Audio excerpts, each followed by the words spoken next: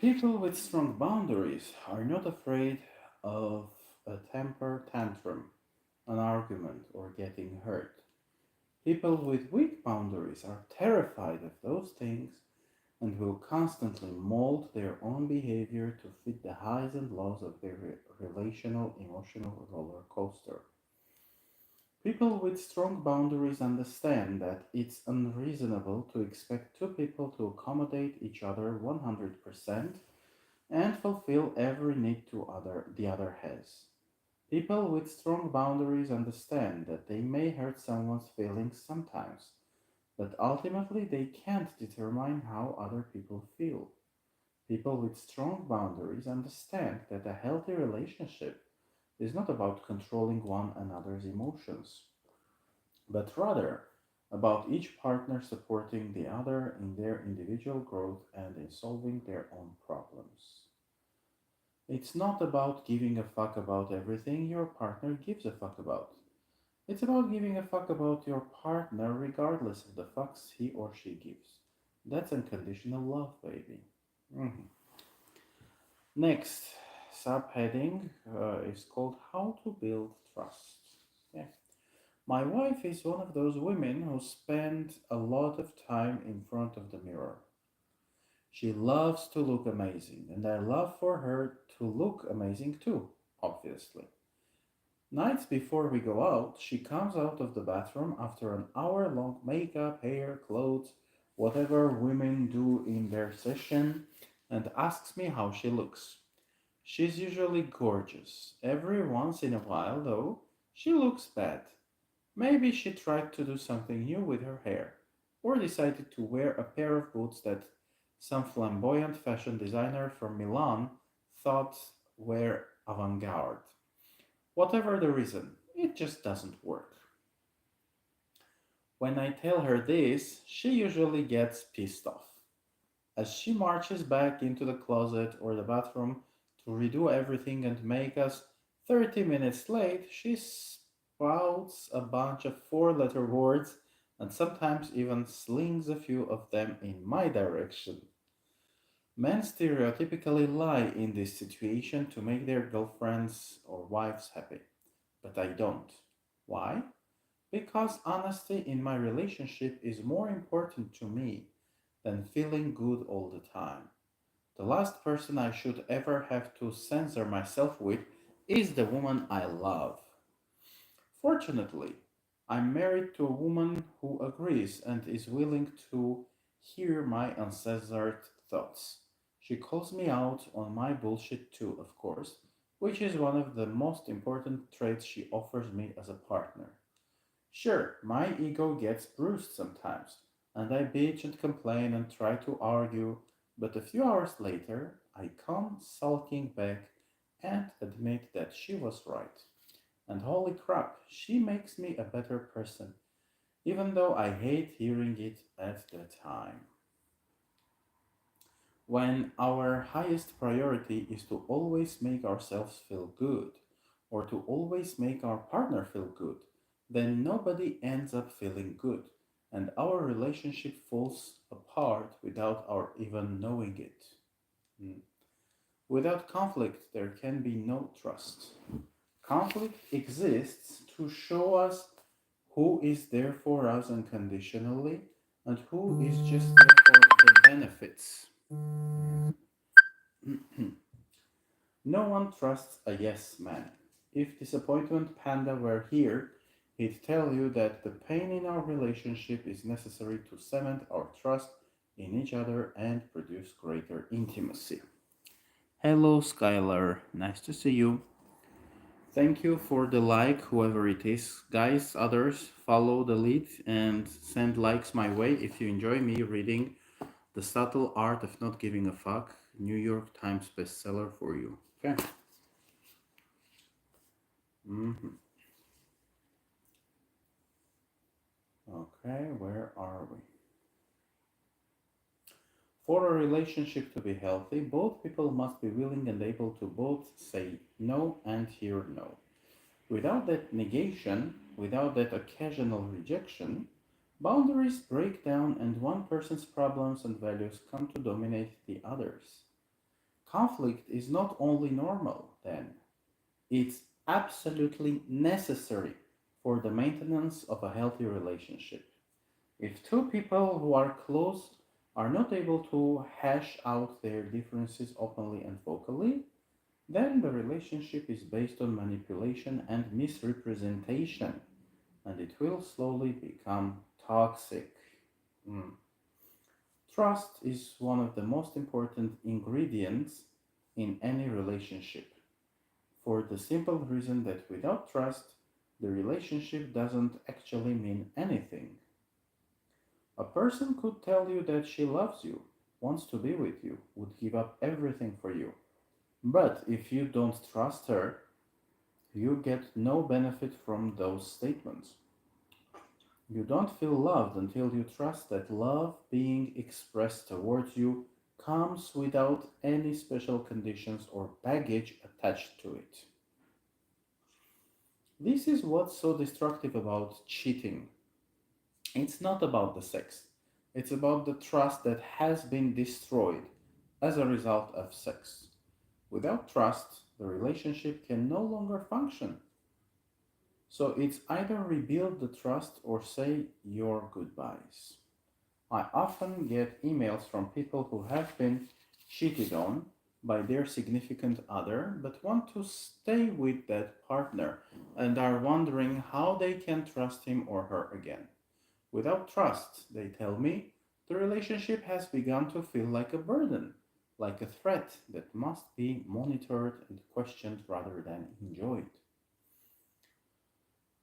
The problem here is that most people who get caught cheating apologize and give the it will never happen again spiel, and that's that. As if penises fell into various orifices completely by accident. Many cheaters accept this response at face value and don't question the values and facts given by their partner. Pun totally intended. They don't ask themselves whether those values and facts make their partner a good person to stay with. They're so concerned with holding on to their relationship that they fail to recognize that it's become a black hole consuming their self respect. If people cheat, it's because something other than the relationship is more important to them. It may be power over others. It may be validation through sex. It may be giving in to their own impulses. Whatever it is, it's clear that the cheater's values are not aligned in a way to support a healthy relationship. And if the cheater doesn't admit this or come to terms with it, if he just gives the old, I don't know what I was thinking, I was stressed out and drunk and she was there response, then he lacks the serious self awareness necessary to solve any relationship problems. Okay. Hello, Tyreek. Nice to see you. What needs to happen is that cheaters have to start peeling away at their self awareness onion and figure out what fucked up values caused them to break the trust of the relationship and whether they actually still value the relationship. They need to be able to say, you know what? I am selfish. I care about myself more than the relationship. To be honest, I don't really respect the relationship much at all. If cheaters can't express their shitty values and show that those values have been overridden, then there's no reason to believe that they can be trusted. And if they can't be trusted, then the relationship is not going to get better or change. The other factor in regaining trust after it's been broken is a practical one, a track record. If someone breaks your trust, words are nice, but you then need to see a consistent track record of improved behavior. Only then can you begin trusting that the cheater's values are now aligned properly and the person really will change. Yeah, that makes sense. Unfortunately, building a track record for trust takes time. Certainly, a lot more time than it takes to break trust. And during that trust building period, things are likely to be pretty shitty. So both people in the relationship must be conscious of the struggle they're choosing to undertake. I use the example of cheating in a romantic relationship, but this process applies to a breach in any relationship. When trust is destroyed, it can be rebuilt only if the following two steps are taken. 1. The trust breaker admits the true values that caused the breach and owns up to them. And 2. The trust breaker builds a solid track record of improved behavior over time. Without the first step, there should be no attempt at reconciliation in the first place. Trust is like a china plate. If you break it once, with some care and attention, you can put it back together again. But if you break it again, it splits into even more pieces and it takes far longer to piece together again. If you break it more and more times, eventually it shatters to the point where it's impossible to restore. There are too many broken pieces and too much dust. That's it. Thank you to the second person who sent a like my way. Others follow those two nice people who enjoy the life and also give something back. Okay, that win-win exchange is the best behavioral model. Okay. The next subheading is entitled Freedom Through Commitment. Let's see how long is this one. Oh, just 3 pages. Okay, I think I'll go through this one too for you guys and for me. Consumer culture is very good at making us want more, more, more. Underneath all the hype and marketing is the implication that more is always better. I bought into this idea for years. Make more money, visit more countries, have more experiences, be with more women. But more is not always better. In fact, the opposite is true. We are actually often happier with less. When we're overloaded with opportunities and options, we suffer from what psychologists refer to as the paradox of choice. Basically, the more options we're given, the less satisfied we become with whatever we choose, because we're aware of all the other options we're potentially forfeiting. So, if you have a choice between two places to live and pick one, you'll likely feel confident and comfortable that you made the right choice. You'll be satisfied with your decision. But if you have a choice among 28 places to live and pick one, the paradox of choice says that you likely spent years apologizing, doubting, and second guessing yourself, wondering if you really made the right choice and if you're truly maximizing your own happiness. And this anxiety, this desire for certainty and perfection and success will make you unhappy. So, what do we do? Well, if you're like I used to be, you avoid choosing anything at all. You aim to keep your options open as long as possible. You avoid commitment. But while investing deeply in one person, one place, one job, one activity might deny us the breadth of experience we'd like, pursuing a breadth of experience denies us the opportunity to experience the rewards of depth and experience. There are some experiences that you can have only when you've lived in the same place for 5 years, when you've been with the same person for over a decade, when you've been working on the same skill or craft for half your lifetime.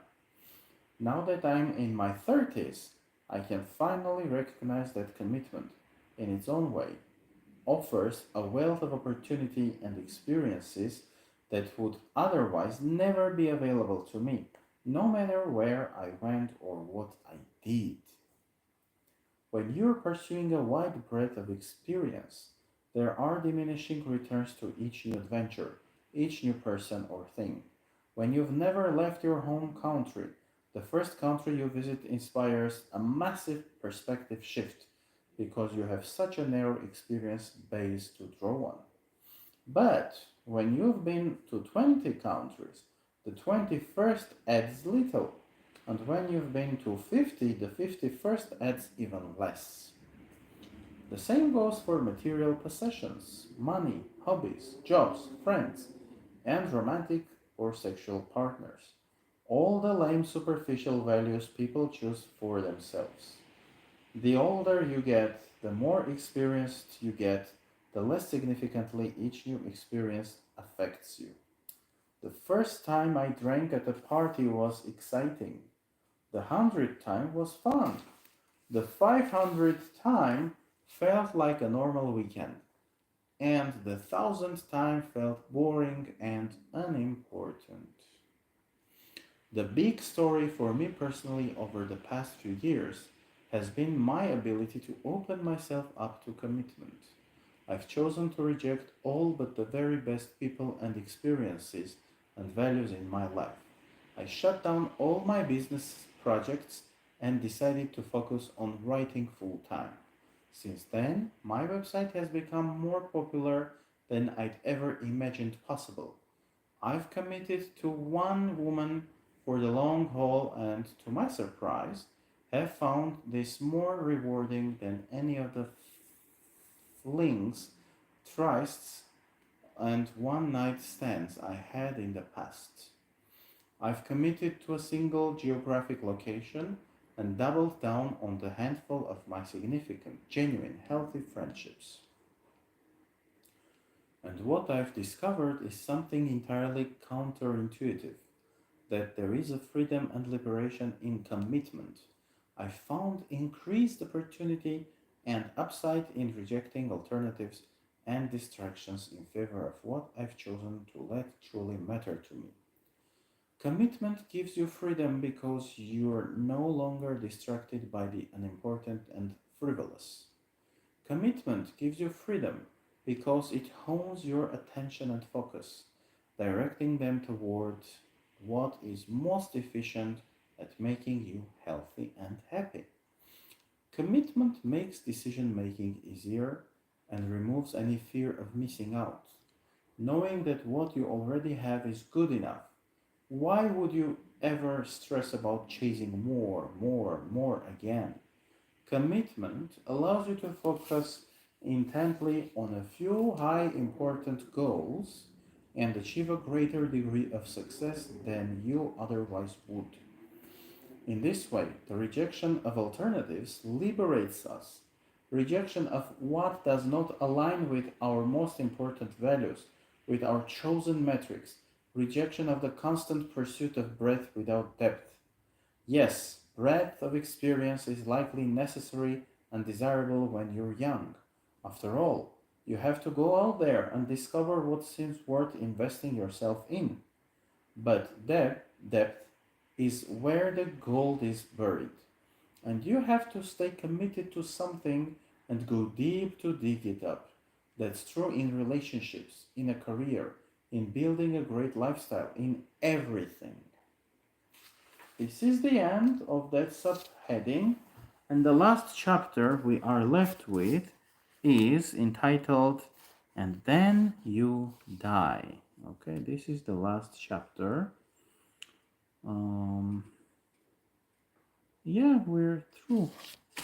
Okay, how many pages? 19 pages, I think. So we've gone through all of this, and we're left with this much only, maybe between 3 to 6 lives. I think three to 5 lives, and that's it. And we'll be done with the subtle art of not giving a fuck.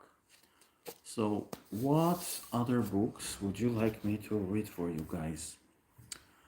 My one of my favorite books is Atlas Shrugged by Ayn Rand. I don't have the physical copy of the book, but I am willing to buy it, to purchase it, and when it's here to read it for you and for me. I read it, I listened to the audiobook several times, but it's good, and it's one of those pieces that stay with you for a long time, and you need to revisit them because it has so many layers, so many levels, so much you can take, you know, and benefit from, you know. So yeah, I'm thinking of Atlas Shrugged for the next book. But let me know. Just write your own best selling books, books that helped you grow as an individual, books that contributed to your personal development, personal growth, that you found worthy. Just type it in the comments. Okay, just write down the name of the author and the name of the book. So that's it for today. Thanks for being with me. Subscribe to my channel. Remember to like if you like the content, and also comment, because comments are also supporting the growth, contributing to the growth of the channel. Okay, so high five and see you next time.